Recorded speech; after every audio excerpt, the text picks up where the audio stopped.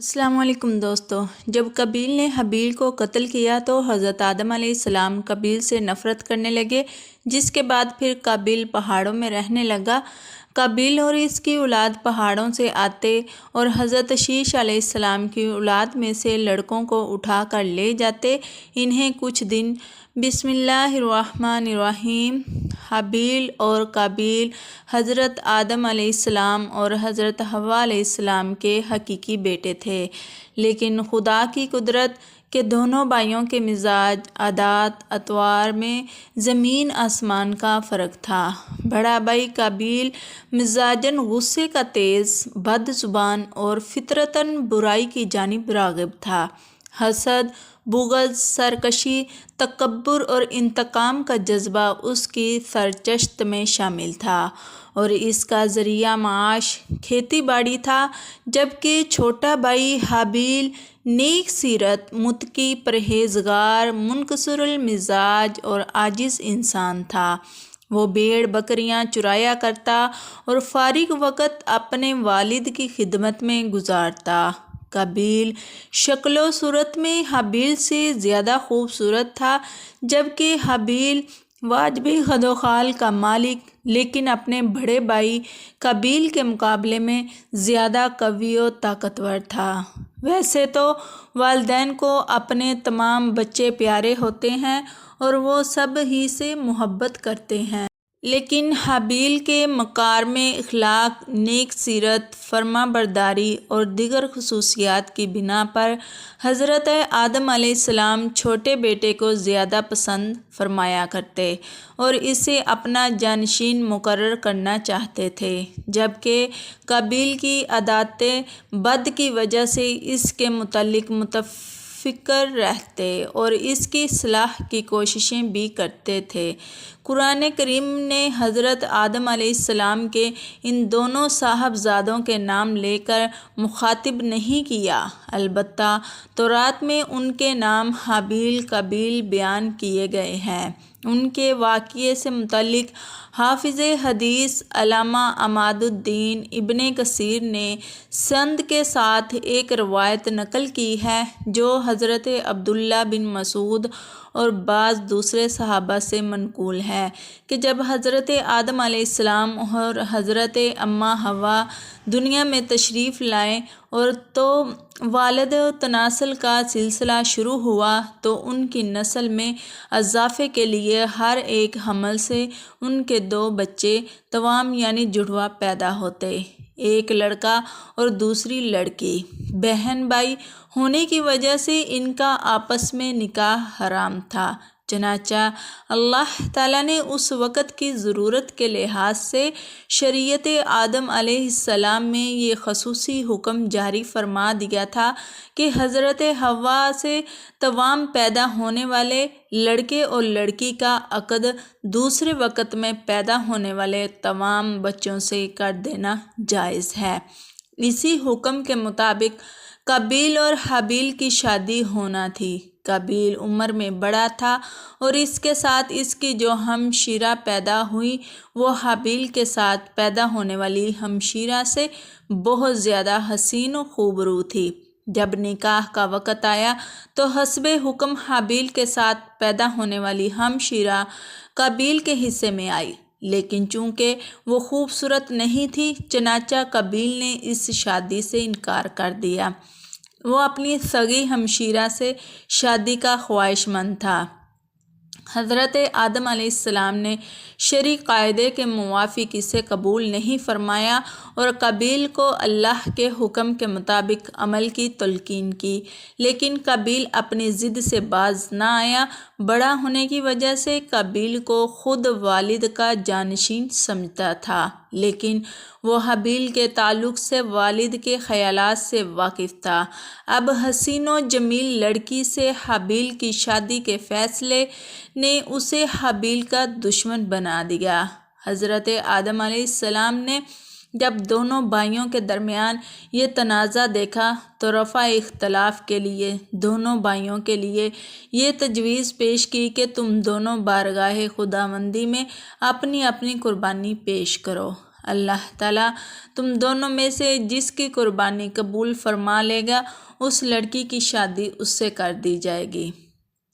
حضرت آدم علیہ السلام کو اس بات کا یقین تھا کہ قربانی اس کی قبول ہوگی جس کا حق ہے، یعنی حابیل کی۔ اس زمانے میں قربانی قبول ہونے کی ایک واضح اور کھلی علامت یہ ہوتی تھی کہ آسمان سے ایک آگ آتی اور قربانی کو کھا جاتی، اور جس قربانی کو آگ نہ کھائے تو اس کے معنی یہ ہوتے کہ وہ قربانی اللہ کے حضور قبول نہیں ہوئی۔ معرف القرآن جلد نمبر 3 صفحہ نمبر 110۔ آنے والی نسلوں کے لیے عبرت و نصیحت۔ قرآن کریم میں اللہ تعالیٰ نے حضرت آدم علیہ السلام کے دونوں بیٹوں کا قصہ قیامت تک آنے والی نسلوں کے لیے عبرت اور نصیحت کے طور پر پیش کیا ہے۔ اللہ تعالیٰ اپنے محبوب رسول اللہ صلی اللہ علیہ وسلم اور نبی آخر الزماں کو مخاطب کرتے ہوئے فرماتا ہے، ترجمہ: اے محمد صلی اللہ علیہ وسلم، آپ ان کو آدم علیہ السلام کے دونوں بیٹوں کے حالات بالکل صحیح پڑھ کر سنا دیں۔ جب ان دونوں نے نذرانہ پیش کیا تو ایک کی نیاز تو قبول ہو گئی اور دوسرے کی قبول نہیں ہوئی، تو وہ قابیل کہنے لگا کہ میں تجھے قتل کر دوں گا۔ اس حابیل نے کہا کہ اللہ پرہیزگاروں ہی کی نظر قبول فرمایا کرتا ہے، اگر تو مجھے قتل کرنے کے لیے مجھ پر ہاتھ چلائے گا تو میں تیرے قتل کی طرف ہرگز ہاتھ نہیں بڑھاؤں گا۔ مجھے تو اللہ رب العالمین سے ڈر لگتا ہے، میں تو چاہتا ہوں کہ تو میرا گناہ اور اپنے گناہ دونوں اپنے سر پر رکھ لے، پھر دوزخیوں میں شامل ہو جا۔ ظالموں کا یہی بدلہ ہے۔ پس اسے اس کے نفس نے اپنے بھائی کے قتل پر آمادہ کر دیا اور اس نے اسے قتل کر ڈالا اور خسارہ اٹھانے والوں میں سے ہو گیا۔ سورۃ المائدہ آیت نمبر 27 تا 30۔ حضرت آدم علیہ السلام نے دونوں بھائیوں کو حکم دیا کہ وہ اللہ کے حضور قربانی پیش کریں۔ اس اثنا میں اللہ تعالیٰ نے حضرت آدم علیہ السلام کو حج کی ادائیگی کے لیے مکہ مکرمہ جانے کا حکم فرمایا۔ حضرت آدم علیہ السلام قابیل کی جانب سے متفکر تھے، چنانچہ حج کے سفر پر جانے سے پہلے آپ نے دونوں بیٹوں کو بلا کر نصیحت کی کہ بارگاہ خداوندی سے جو بھی فیصلہ آئے اسے دونوں بھائی بخوشی قبول کریں اور آپس میں مل جل کر رہیں۔ اس ہدایت و نصیحت کے بعد حضرت آدم علیہ السلام مکہ مکرمہ روانہ ہو گئے۔ قابیل باپ کی نصیحت کی وجہ سے قربانی دینے پر آمادہ ہوا تھا، چنانچہ دونوں نے قربانیاں پیش کی۔ حابیل بکریوں والے تھے، چنانچہ انہوں نے ایک نہایت عمدہ، خوبصورت اور فربہ بکری راہ خدا میں قربانی کے لیے پیش کی۔ قابیل کھیتی باڑی کرتا تھا، لہٰذا اس نے فضول اور ردی فصل کا ایک گٹھا قربانی میں دیا۔ اللہ نے حابیل کی قربانی قبول فرما لی مگر قابیل کی قبول نہیں ہوئی۔ اس زمانے میں قربانی کی قبولیت کی علامت یہ ہوتی تھی کہ آسمان سے ایک شعلہ نیچے اترتا اور وہ قربانی کے لیے پیش کی گئی شے کو جلا کر بھسم کر دیتا۔ اس کا مطلب یہ تھا کہ اللہ نے قربانی قبول فرما لی۔ یہ دیکھ کر قابیل غضبناک ہو گیا اور حسد کی آگ میں جل کر بولا، میں تجھے جان سے مار ڈالوں گا۔ حابیل نے کہا، بھائی جان، اس میں میرا کیا قصور ہے؟ یہ تو اللہ تعالیٰ کا قاعدہ ہے کہ وہ صرف اپنے متقی بندوں کی قربانی قبول فرماتا ہے۔ اگر آپ مجھے قتل کرنے کے لیے اپنا ہاتھ چلائیں گے تب بھی میں آپ کو قتل کرنے کے لیے اپنا ہاتھ نہیں چلاؤں گا، کیونکہ مجھے تمام جہانوں کے پروردگار اللہ تعالیٰ کا خوف ہے۔ اگر آپ اس انتہا تک پہنچ جائیں گے کہ مجھے قتل کر ہی دیں گے تو آپ اپنے گناہوں کے ساتھ ساتھ میری خطاؤں کا بوجھ بھی اپنے سر اٹھائیں گے۔ ایک بے گناہ انسان کو قتل کرنے والا گویا مقتول کے تمام گناہوں کا بوجھ بھی اپنے سر اٹھا لیتا ہے۔ اس طرح میرے گناہوں کا وبال بھی آپ کے سر ہوگا اور میرے لیے تو یہ کوئی گھاٹے کا سودا نہیں ہے۔ البتہ اس جرم کی وجہ سے آپ جہنمی ہو جائیں گے۔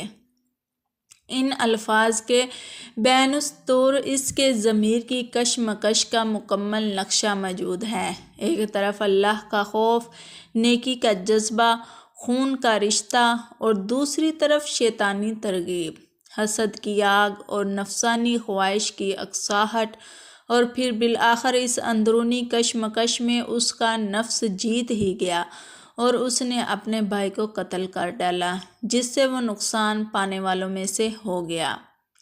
قابیل نے حابیل کو کیسے قتل کیا؟ حضرت عبداللہ بن عمر رضی اللہ تعالیٰ عنہ فرماتے ہیں، خدا کی قسم مقتول حابیل قابیل سے زیادہ طاقتور تھا، لیکن اسے حیا و شرم مانا رہی کہ اپنے بھائی کی طرف قتل کے لیے ہاتھ بڑھائے۔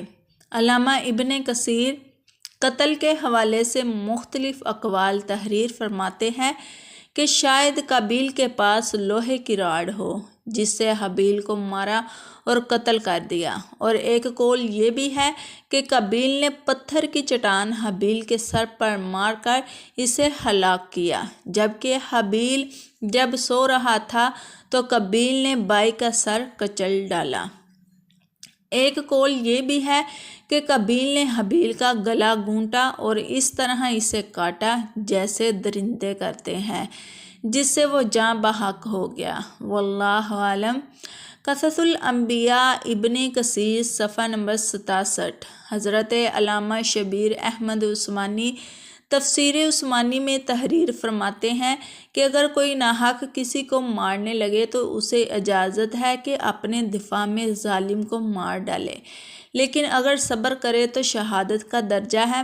حابیل نے اپنے بھائی قابیل سے کہا تھا کہ بھائی، میں آپ سے ڈر کر نہیں بلکہ اللہ تعالیٰ کے خوف سے یہ چاہتا ہوں کہ اپنے بھائی کے خون میں اپنے ہاتھ نہ رنگوں۔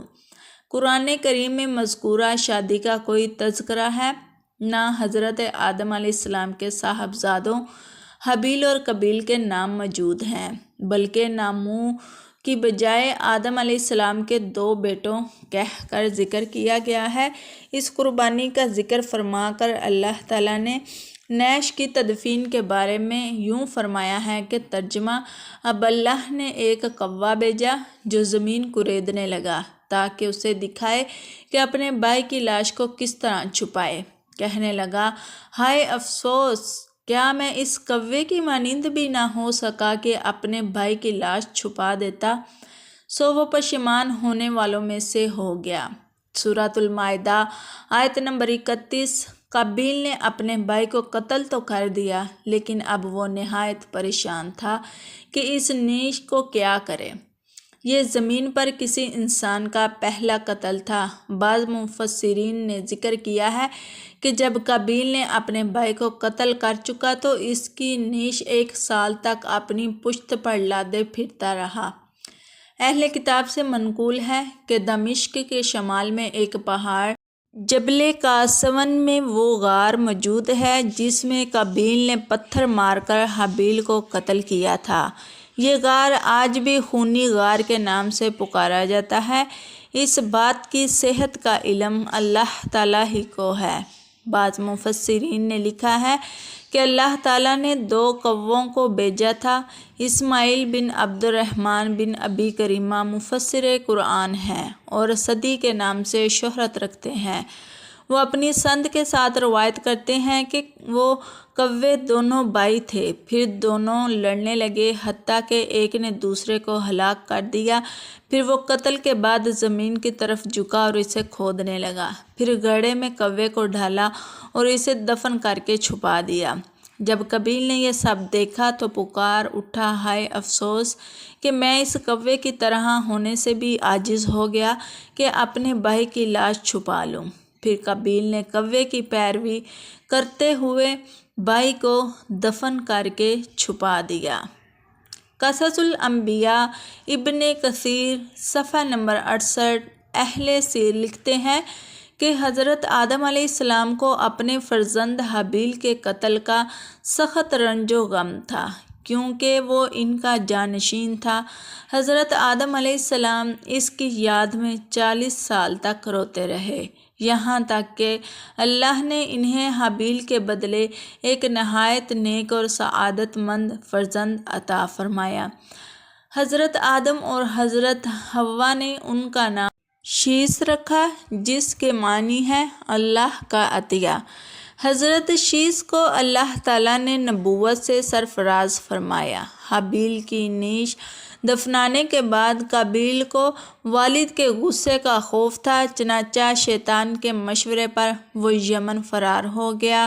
یہاں اس نے سکونت اختیار کر لی اور والد کے دین حق کو چھوڑ کر پہلے آتش پرستی بعد ازاں بت پرستی شروع کر دی، دنیا میں قتل و غارت کر دی۔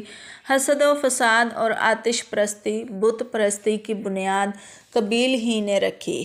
حضرت عبداللہ بن مسعود سے روایت ہے کہ رسول اللہ صلی اللہ علیہ وسلم نے فرمایا، جب بھی کوئی انسان ظلم سے قتل کیا جاتا ہے تو حضرت آدم علیہ السلام کے سب سے پہلے بیٹے قابیل کے نامہ اعمال میں بھی اس قتل کا گناہ لکھا جاتا ہے، کیونکہ قتل ناحق کا پہلا موجد وہی ہے۔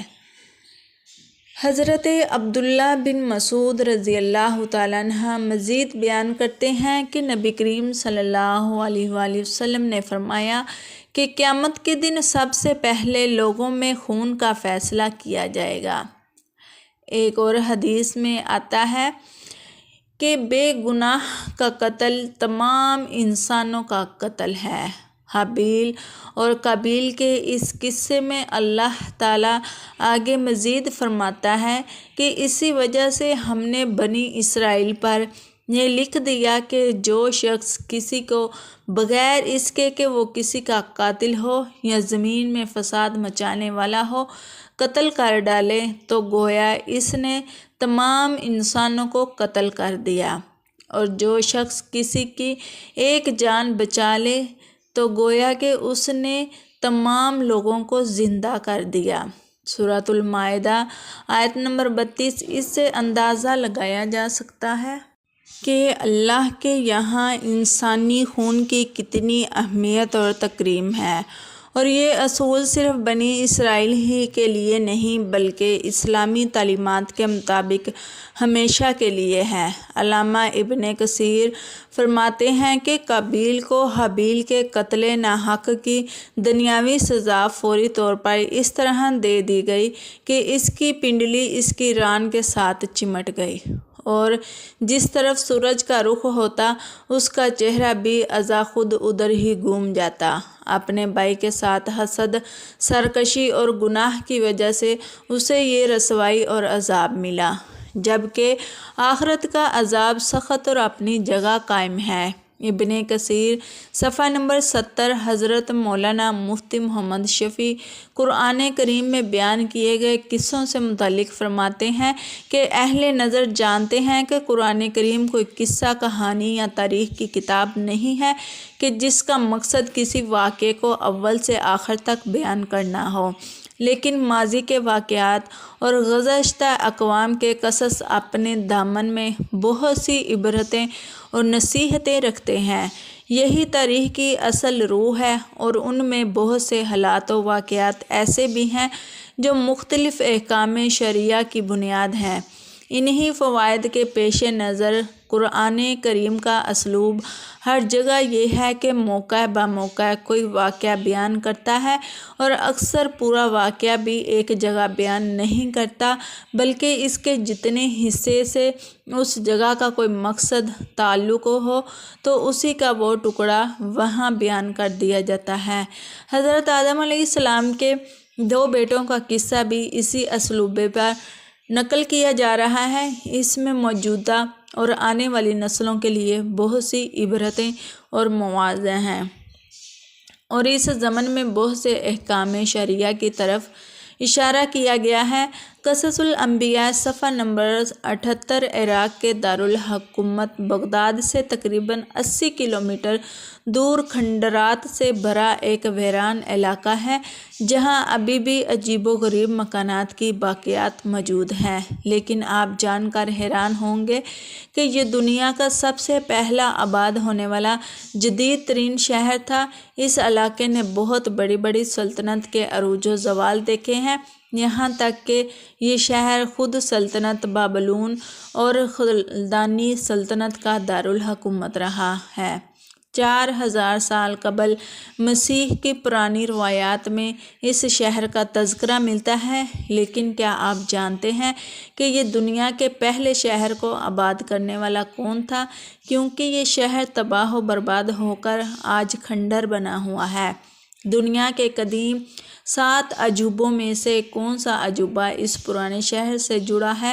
ناظرین گرامی، یہ ایک ایسا شہر ہے کہ جس کا ذکر ہمیں قرآن پاک میں بھی ملتا ہے، اور اس شہر میں ایک مشہور کنواں بھی تھا جسے چاہ بابل کہا جاتا ہے۔ وہاں کے لوگ اس کنویں میں جادو کرتے تھے، اور اسرائیلی روایات کے مطابق اسی کنویں میں 2 مشہور فرشتے بھی قید ہیں۔ یہ بات تو قرآن کی سورۃ بقرہ کی آیت نمبر 102 میں صاف صاف لکھا ہے کہ ہاروت اور ماروت ہی تھے جنہوں نے شہر بابل کے لوگوں کو جادو بھی سکھایا۔ جی ہاں، یہ شہر بابل ہی ہے جو دنیا میں سب سے پہلے میٹروپولیٹن شہر کی حیثیت رکھتا ہے۔ آئیے سب سے پہلے تو یہ دیکھتے ہیں کہ شہر آباد کیسے ہوا اور کس نے کیا۔ تورات کے مطابق حضرت آدم علیہ السلام بابل میں رہتے تھے۔ جب قابیل نے حابیل کو قتل کیا تو قابیل اپنے اہل و عیال کے ساتھ بھاگ کر ارض بابل کے پہاڑوں میں چلا گیا، تو اس جگہ کا نام بابل پڑ گیا، جس کے معنی ہے فرقت یا جدائی۔ اور پھر جب حضرت ادریس علیہ السلام مبعوث ہوئے اور دوسری طرف قابیل کی اولاد بڑھ گئی تو اس نے پہاڑوں کے نیچے اتر کر بہت فساد برپا کیا، اور اس میں نیک لوگ بھی شامل ہو گئے۔ تو حضرت ادریس علیہ السلام نے اللہ سے دعا کی کہ انہیں ایسی سرزمین عطا ہو جس میں ارض بابل کی طرح دریا بہتا ہو۔ تب انہیں ارض مصر میں منتقل ہونے کا حکم ہوا۔ جب وہ مصر پہنچے تو وہاں کے ماحول کو زندگی کے موافق اور خوشگوار پایا، تو اس کا نام بابل سے ملتا جلتا بابلون رکھا، جس کے معنی ہے اچھی جدائی یا اچھی فرقت۔ بابل اپنے باغات کی خوبصورتی کی وجہ سے بھی مشہور تھا، جو بادشاہ بخت نصر نے اپنی پیاری بیوی کے لیے تعمیر کروایا تھا۔ اس شہر کا ذکر تورات، انجیل اور قرآن پاک کے علاوہ دنیا کی بے شمار مذہبی کتابوں میں موجود ہے۔ بہت سی روایات میں ہے کہ اس شہر کا ذکر 4000 سال قبل مسیح پہلے ملتا ہے، جس سے یہ ظاہر ہوتا ہے کہ یہ شہر اس وقت بھی آباد تھا۔ 2300 سال قبل مسیح میں اس شہر پر الامی خاندان کے ایک شہزادے نے قبضہ کر لیا تھا، جس کا نام بادشاہ نمرود تھا، جس نے خدائی کا دعویٰ کیا تھا۔ اسی نمرود نے حضرت ابراہیم علیہ السلام کو آگ میں زندہ جلا دینے کا حکم بھی دیا تھا۔ پھر 1750 قبل مسیح میں بابلونیا کے بادشاہ ہمورابی نے بابل پر حملہ کیا اور اسے اپنی سلطنت کا دارالحکومت بنا لیا۔ ناظرین گرامی، یہاں سے پھر اس شہر کا سنہری دور شروع ہوتا ہے۔ ہمورابی نے اس کی ترقی کے لیے بہت سے اقدامات کیے، یہاں تک کہ یہ شہر اس وقت کی دنیا کا سب سے بڑا شہر بن گیا۔ یہ شہر خوبصورتی اور تجارت کے لحاظ سے بھی دنیا کی نظر میں پہلے نمبر پر آیا۔ بادشاہ ہمورابی نے اس میں بہت خوبصورت محل، مذہبی اور تعلیمی ادارے قائم کیے تاکہ اس شہر کے لوگ پڑھ لکھ کر ترقی کر سکیں۔ کسانوں کے لیے پانی کا نہری نظام بہتر کیا تاکہ فصلیں زیادہ ہو سکیں، اور بابل کے لوگ خوشباش زندگی گزار سکیں۔ اس شہر نے ترقی کرنا شروع کر دی تھی۔ ایک قابل بادشاہ ہونے کے علاوہ حمورابی ایک اچھا شاعر بھی تھا۔ وہ طلسمات کا بھی ماہر تھا۔ اس کو مورتیاں بنانے کا بہت شوق تھا۔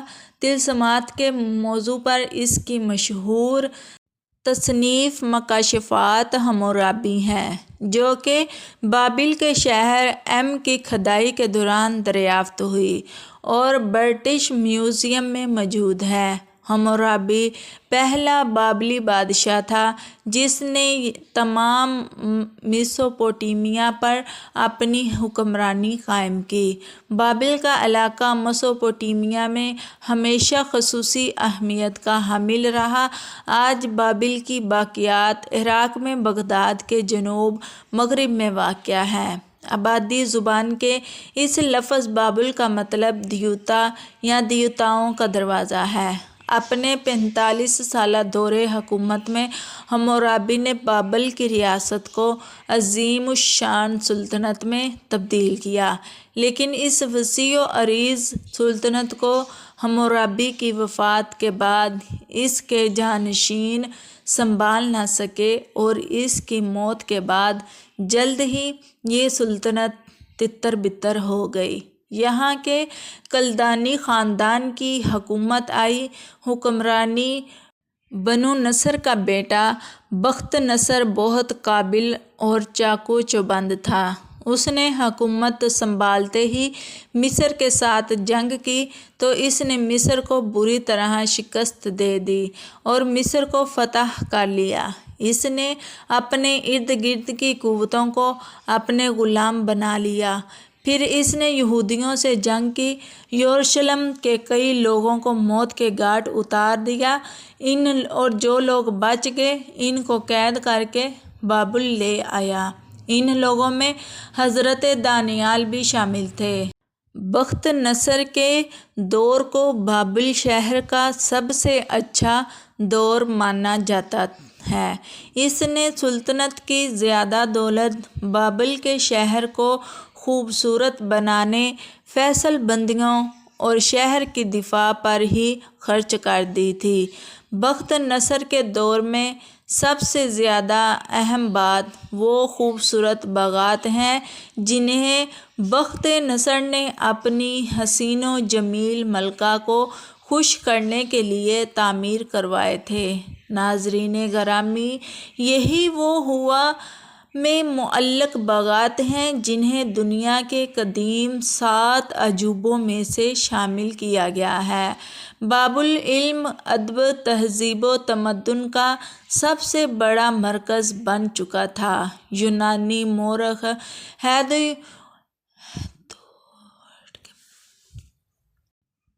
مورخ ہیدیوڈوٹ کے مطابق اس دور میں بابل کی آبادی 60 لاکھ سے زیادہ تھی۔ بخت نصر کی حکومت سے پہلے یہ شہر صرف دریائے فرات کے مشرقی حصے پر واقع تھا، لیکن بخت نصر نے دریائے فرات پر ایک شاندار اور وسیع پل بنا کر شہر کو 2 حصوں میں تقسیم کر دیا۔ بابل کے ایک بہت خوبصورت تہذیب و تمدن اور ترقی یافتہ شہر ہونے کے ساتھ ساتھ یہاں پر برائی بھی عام تھی۔ یہاں جادوگروں کی بے شمار دکانیں تھیں۔ جادوگر لوگوں کو اپنے جادو سے فائدہ اور نقصان پہنچاتے تھے۔ وہاں کے لوگ جادو کو ہی اسم اعظم مانتے تھے۔ رات ہوتے ہی بابل کے شہروں میں بازار حسن عام ہو جاتا ہے۔ خوبصورت اور نوجوان عورتیں آتی ہیں اور راہ گیروں کے ساتھ زنا کاری کرتی ہیں۔ بابل کے لوگ بت پرست تھے۔ انہوں نے اپنے اپنے خدا بنائے ہوئے تھے اور ان کی پوجا کرتے تھے۔ بے حیائی اتنی تھی کہ وہ اپنے مندروں کو ہی ایشیائی کے اڈے بنائے ہوئے تھے۔ وہاں ہر طرح کی عورت مل جاتی تھی۔ تاکہ مرد اپنی ہوس مٹا سکے۔ جاہلیت اتنی عام تھی کہ عورتیں اپنا سب کچھ دیوتاؤں کی نذر کر دیتی تھیں۔ بابل میں ایک مقام پر سب سے بڑا میلہ لگتا تھا جس کو فیسٹ آف لینٹس کہتے تھے۔ بابلوں کے نزدیک یہ دراصل گائے اور بیل کے ملاپ کا میلہ تھا جو ہر سال جوش و خروش سے منایا جاتا تھا۔ دور دراز سے لوگ یہاں بیہودہ حرکتیں دیکھنے کے لیے آتے تھے۔ اس دن جسم فروشی اتنی عام ہوتی تھی کہ ہر مرد کسی بھی عورت کے ساتھ زنا کاری کر سکتا تھا، چاہے وہ عورت بڑے خاندان سے ہو یا معمولی خاندان سے۔ امر و شرفاء اس تہوار کے سخت مخالف تھے، لیکن پجاریوں کا ان لوگوں پر اتنا خوف تھا کہ کوئی شخص ان کے سامنے بولنے کی ہمت تک نہ کرتا تھا۔ یہاں تک کہ ایک مرتبہ خود بخت نصر کی پوتی کے ابرو ریزی اس تہوار پر ہوئی، لیکن بادشاہ کچھ نہ کر سکا۔